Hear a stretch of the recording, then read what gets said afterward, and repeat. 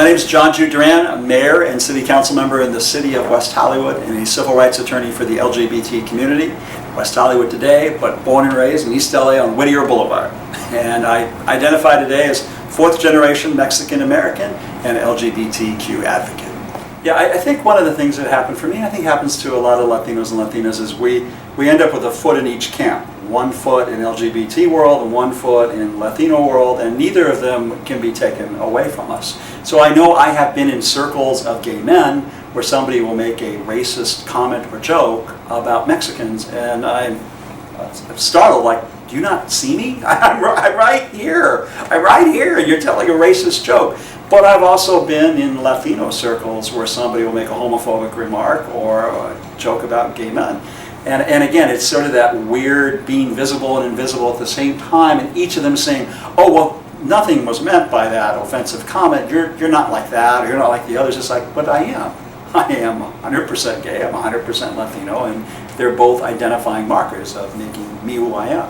When I got elected in 2001, I wanted to make it very clear from day one, so I hired a mariachi band to play at my inauguration. And I brought them, but with sort of an LGBT twist, because it was an all-female mariachi band. And so that was how I got the day started. And I noticed people kind of going, oh, wow, oh, we elected a Mexican? I mean, who knew? But, you know, that was kind of exciting. But I wanted to make sure that my identity was fully out from day one in my public service here in West Hollywood. And I mean, kind of looking back at sort of the history of politics in Southern California and Los Angeles, I mean, today you look at the California state legislature or the congressional representation, heavily Latino, right? Today, in 2016. But I gotta tell you, back in the 80s and 90s, it was not. And out of the movement out of Cesar Chavez, United Farm Workers, you know, Latino identity.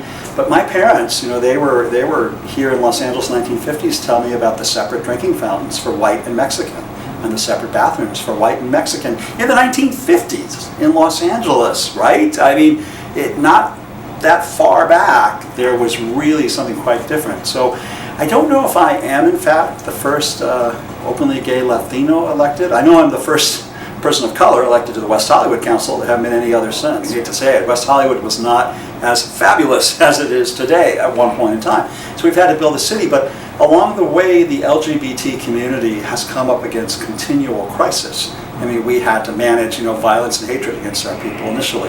Then we had to handle, you know, a plague in our midst that LGBT people took the leadership. It wasn't straight people in positions of leadership managing a plague. In fact, all of those that we thought would jump in positions of leadership ignored it because they thought it was just, you know, homosexuals and drug users. We were dispendable people. You know, so we had to take reins of a plague. And then before you knew it, we were challenging the U.S. military to go further in its integration, not only just, you know, women and blacks and Latinos, but now LGBT people in the military. And then we're fighting for marriage equality. And all of a sudden, you know, in just 30 years, we have handled major constitutional crisis after crisis after crisis every decade. Well, that creates leadership with, you know, I don't know what to say it. I'd say brass balls, but I mean, really fierce, strong leadership in the LGBT community. So I think the challenge now in 2016, we have all this political skill. How can we use what we've acquired for the benefit of those who are not LGBT? You know, when I was getting out of law school, I was supposed to be a corporate lawyer. That was my calling. I have an undergraduate degree in business. I was going to be a corporate lawyer. I passed the bar, and right when I passed the bar, AIDS hit Southern California. And I suddenly found myself, like a lot of other young people in their 20s, of like, well, who's going to handle this? My friends are sick, my friends are dying. Who is going to do something about this? And I started to do HIV and AIDS cases in the mid-'80s, had the opportunity to represent ACT UP and the demonstrators in the courts, being one of ACT UP's lawyers, and then lawyer for the needle exchange here in Los Angeles, and the lawyer for medicinal marijuana. And you know, it's sort of like I was just walking forward and God was clearing the path. This is where you need to do your work, right? And so, like so many people, you know, that responded, we were just young and naive, and we didn't know any better. We didn't know any different. And sadly, we're a generation of young people who got used to death and dying in our 20s, in our 30s. Like that became just a daily staple of life. That we were going to go to hospitals, kiss friends goodbye, go to memorials, go to funerals, you know, worry about somebody else.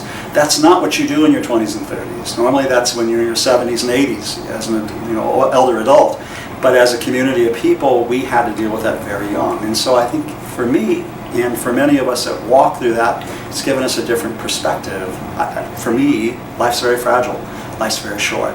You know, and so I don't have much hesitance in deciding to, you know, like, go for things, because, you know, there's a finish line where nobody gets out of this alive. I always tell people that. Nobody gets out of this alive. There's a terminal point for me, there's a terminal point for you. So how am I spending my time? And that is, I think, a really valuable lesson that you can learn.